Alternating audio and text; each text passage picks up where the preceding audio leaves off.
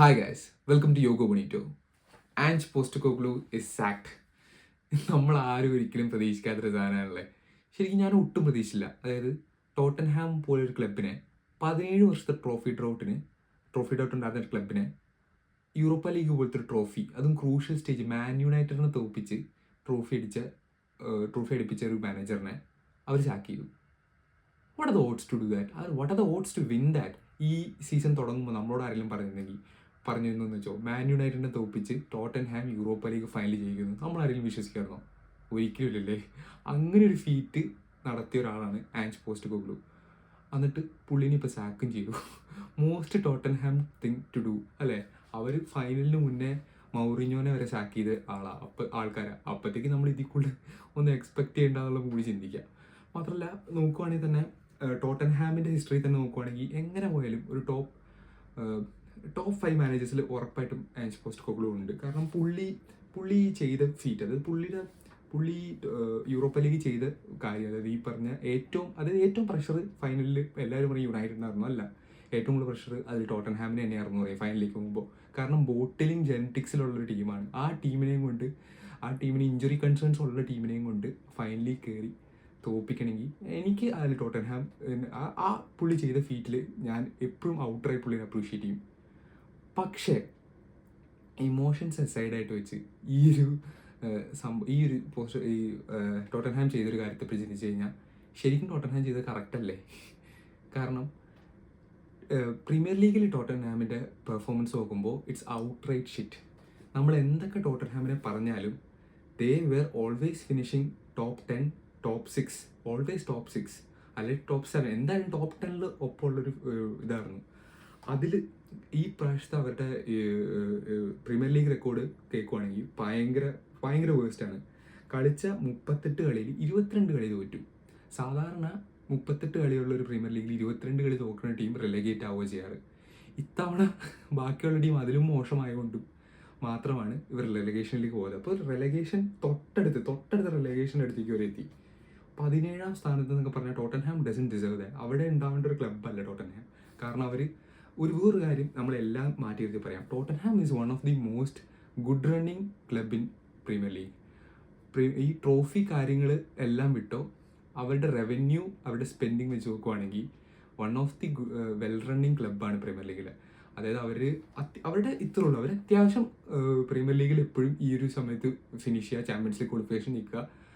അവരുടെ റവന്യൂ എപ്പോഴും ന്യൂട്രലാണ്, സ്പെൻഡിങ് അതേപോലെ കറക്റ്റാണ്. അത്യാവശ്യം ഒരു വെൽ ഓർഗനൈസ്ഡ് ക്ലബ്ബ് എന്ന് വേണമെങ്കിൽ പറയാം. നിങ്ങൾ ഇപ്പോൾ പറയുമ്പോൾ എന്നെ തെറി പിടിക്കരുത്, അതായത് അവർ വലിയ ട്രോഫി അടിക്കും അങ്ങനെയൊന്നുമല്ല ഞാൻ പറഞ്ഞത്.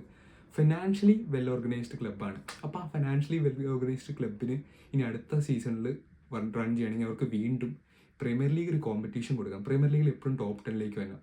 പോസ്റ്റെകോഗ്ലുവിന് ഇത് അടുത്ത സീസൺ ചെയ്യാൻ പറ്റുമെന്ന് ആക്ച്വലി എനിക്ക് തോന്നുന്നില്ല. ഫുൾ സ്വന്തം കാര്യം സത്യമായിട്ട് പറയുകയാണെങ്കിൽ എനിക്ക് തോന്നുന്നില്ല പ്രീമിയർ ലീഗിൽ പുള്ളിക്ക് അത് ചെയ്യാൻ പറ്റുമെന്ന്. കാരണം വേറൊന്നുമല്ല, പുള്ളി ട്രോഫി അടിച്ചു, സംഭവം ദാറ്റ്സ് ഭയങ്കരമായിട്ട് അപ്രീഷിയേറ്റ് ചെയ്യേണ്ട കാര്യമാണ്. And he is among one of the greatest manager in Tottenham. പക്ഷേ പ്രീമിയർ ലീഗിൽ ഇനി അടുത്ത സീസണിൽ പുള്ളി ഈ ലെവൽ കോമ്പറ്റീഷൻ തന്നെയല്ലേ ചെയ്യാൻ പോണത്? അല്ലെങ്കിൽ ഇനി പുള്ളിക്ക് വേണ്ടിയുള്ള കുറച്ച് സൈനിങ്സ് ഇൻവെസ്റ്റ് ചെയ്ത് കഴിഞ്ഞാൽ എന്തായിരിക്കും ഉണ്ടാവാൻ പോണേ? എൻ്റെ ഒരു ഇതിൽ പുള്ളിക്ക് ഇനി കുറച്ച് സൈനിങ്സ് കൊടുത്ത് പുള്ളി ഇനി പ്രീമിയർ ലീഗ് അടുത്ത സീസൺ സ്റ്റാർട്ട് ചെയ്താലും ഒരു ഡിസംബറൊക്കെ ആകുമ്പോൾ വീണ്ടും ഒരു 10th 11th പോകും. അപ്പോൾ ടോട്ടൻഹാം ഫാൻസ് തന്നെ പറയും സാഖ്യം എന്ന്. ആക്ച്വലി ടോട്ടൻഹാം ഫാൻസിന് തന്നെ ഒരു സ്പ്ലിറ്റപ്പ് ഉണ്ട്, ആഞ്ചിക്കെതിരെയും ആഞ്ചിക്ക് സപ്പോർട്ടായിട്ടും. പക്ഷെ ആ ട്രോഫി അടിച്ചപ്പോൾ കുറേ പേര് ആഞ്ചിക്ക് സപ്പോർട്ടായി. മോസ്റ്റ് ഓഫ് ദം ആഞ്ചിക്ക് സപ്പോർട്ട് അല്ലായിരുന്നു. പക്ഷെ ട്രോഫി അടിച്ചപ്പോൾ ട്രോഫി നമുക്ക് എന്ത് ട്രോഫി അടിച്ചാലും ദാറ്റ്സ് എൻ ഇമോഷൻ. അപ്പോൾ അതിൽ അവർ സപ്പോർട്ട്, അതാണ് ഞാൻ പറഞ്ഞത്, ആ ട്രോഫി അടിച്ചത് വളരെ നല്ല കാര്യം തന്നെയാണ്. പക്ഷെ അതല്ലാണ്ട് നോക്കുവാണെങ്കിൽ ഇറ്റ്സ് കുറച്ച് ഏർലി ആയിട്ട് നമുക്ക് തോന്നും, കുറച്ച് ഇൻഹ്യൂമനായിട്ട് നമുക്ക് തോന്നും.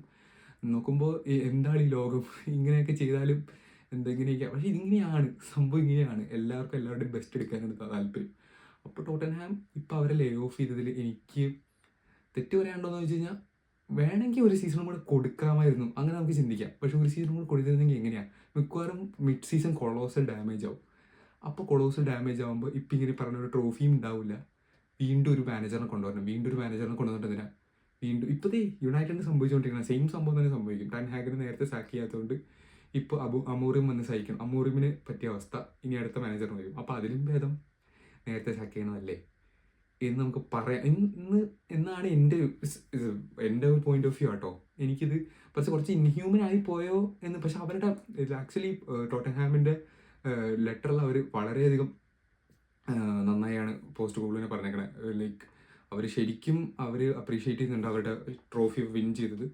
പക്ഷെ അവർ പറയണത് ഈ പ്രശ്നമാണ്, പ്രീമിയർ ലീഗിൽ അവർക്ക് പെർഫോം ചെയ്യാൻ പറ്റിയില്ല. അത് ഒരു വലിയ കൺസേൺ ആണ്. 22 കളി തോക്കുക എന്ന് പറഞ്ഞാൽ it is not a Tottenham game. Like Tottenham അതങ്ങനെ ഡിസർവ് ചെയ്യുന്ന ഒരു ഇതല്ല. അവരെപ്പോഴും മീൻസ് ഞാൻ പറഞ്ഞ ടോപ്പ് എന്നല്ല, അവരെപ്പോഴും ഉണ്ടായിരുന്നു അവിടെ.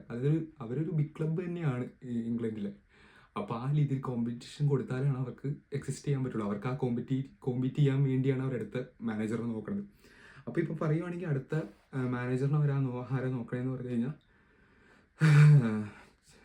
ഡാനിയൽ ലെവി ഇപ്പോൾ പറഞ്ഞേക്കണല്ല, ബ്രെൻഫോർഡിൻ്റെ കോച്ച് തോമസ് ഫ്രാങ്കിനെ കൊണ്ടുവരാനാണ് പൊട്ടൻഷ്യൽ സക്സസ്. പുള്ളി തന്നെ ആയിരിക്കുള്ളൂ. കാരണം ബ്രെൻഫോർഡ് ഇതേപോലെ തന്നെ അവർക്ക് പ്രീമിയർ ലീഗിൽ ഒരു സ്റ്റേബിൾ ടീമായിട്ട് മുന്നോട്ട് പോകണം. അതാണ് അവരുടെ മെയിൻ ലക്ഷ്യം. അപ്പോൾ അവർ ചെയ്താൽ എനിക്ക് വലിയ തെറ്റ് തോന്നുന്നില്ല. പക്ഷെ ഇത് കുറച്ച് ഇൻഹ്യൂമൻ ആയിട്ട് നമുക്ക് തോന്നും. ആൻഡ് ഇതൊരു മോസ്റ്റ് ടോട്ടൻഹാം തിങ് ആയിട്ട് നമുക്ക് തോന്നും. ടോട്ടൻഹാമിനെ ഇപ്പം ട്രോൾ ചെയ്യാനും തോന്നും. പക്ഷേ ഞാൻ പറഞ്ഞ പോലെ കുറച്ച് സെൻസ് ഉണ്ട്, കുറച്ച് തിരുത്തി ആലോചിച്ച കുറച്ച് സെൻസ് ഉണ്ട്. ചിലപ്പോൾ ഈ ബ്രെൻഫോർഡിൻ്റെ ഈ തോമസ് ഫ്രാങ്ക് വന്ന് അടുത്ത സീസൺ കാണിക്കും. ചിലപ്പോൾ എനിക്ക് തോന്നുന്നത് തോമസ് ഫ്രാങ്കിൻ്റെ കുറച്ച് സൈനിങ്സും കൂടെ വന്നു കഴിഞ്ഞാൽ Tottenham will be competing for the top 5 മിക്കവാറും കോമ്പീറ്റ് ചെയ്യും. പിന്നെ ആക്ച്വലി ഇപ്പം മിക്കവാറും പറഞ്ഞത് എന്താണെന്ന് പറഞ്ഞാൽ പോസ്റ്റ് കോഗ്ലു ഇത് ട്രോഫി ജയിക്കുക മാത്രമല്ല ചാമ്പ്യൻസ് ലീഗ് ക്വാളിഫിക്കേഷൻ കൂടെ നേടിക്കൊടുത്തു. കാരണം ചാമ്പ്യൻസ് ലീഗ് ക്വാളിഫിക്കേഷൻ കഴിഞ്ഞിട്ട് ഇനിയൊരു അടുത്ത സീസൺ ഗ്രൂപ്പ് സ്റ്റേജും കൂടെ ക്വാളിഫൈ കഴിഞ്ഞാൽ നല്ല ലോട്ട് ഓഫ് മണി കിട്ടും. ഈ നോക്കൗട്ടിട്ട് 2 നോക്കൗട്ട് ജയിച്ചാൽ തന്നെ അത്യാവശ്യം നല്ല പണിയാവും. ഈ യൂറോപ്പ ലീഗിൻ്റെ പ്രൈസ് മണീനേക്കാളും പൈസയാണ് റൗണ്ട് ഓഫ് 16 ചാമ്പ്യൻസ് ലീഗ് ജയിച്ച. അപ്പോൾ അതിലേക്കുള്ള പാത്രയും പോസ്റ്റ് കോൾ കൊടുത്തിട്ടുണ്ട്. അപ്പോൾ പോസ്റ്റ് കോൾ ചെയ്തതിനൊന്നും നമുക്ക് മീൻസ് അതൊരു ക്യാമിയോ ആണ്, അത് എക്സ്റ്റെൻഡ് ചെയ്യാൻ നോക്കണ്ട. അതാണ് ശരി അതാണ്. അത് ക്യാമിയോ ആണ്, അത് എക്സ്റ്റെൻഡ് ചെയ്യാൻ നോക്കണ്ട. എക്സ്റ്റെൻഡ് ചെയ്താൽ ചിലപ്പോൾ നമുക്ക് ഈ ക്യാമിയോ ചിലപ്പോൾ കൊള്ളൂലാണ്ട് തോന്നും. ഇത് ഈ വെബ് സീരീസിൽ ഒരു ക്യാമിയോ ആയിട്ട് തന്നെ പോട്ടെ. ഇപ്പോൾ ക്യാമിയോ ആയിട്ട് നിൽക്കുമ്പോൾ പുള്ളി ഇനിയിപ്പോൾ എന്നും ലെജൻഡ് ആയിരിക്കും.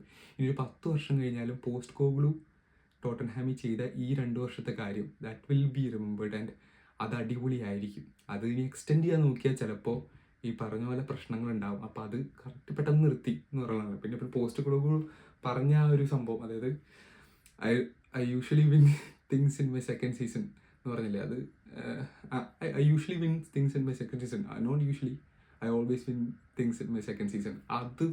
That will be gold. അത് എപ്പോഴും ഇനി ഗോൾഡൻ ലെറ്റേഴ്സ് ലിറ്ററായിരിക്കും. ഇപ്പോൾ കുറേ ഫണ്ടി തിങ്സ് ഒക്കെ കാണാം. ഇപ്പോൾ ഇതിന് തിരിച്ച് കുറേ പേര് ട്രോൾ ചെയ്ത് പറയുന്നുണ്ട്. മേ ബി സെക്കൻഡ് സീസണിൻ്റെ എൻഡിൽ മെയിൻ ക്യാരക്ടർ മരിച്ചു പോകാറുണ്ട്. അപ്പം അങ്ങനെയൊക്കെ കുറേ ഫണ്ണി തിങ്സൊക്കെ വരുന്നുണ്ട്.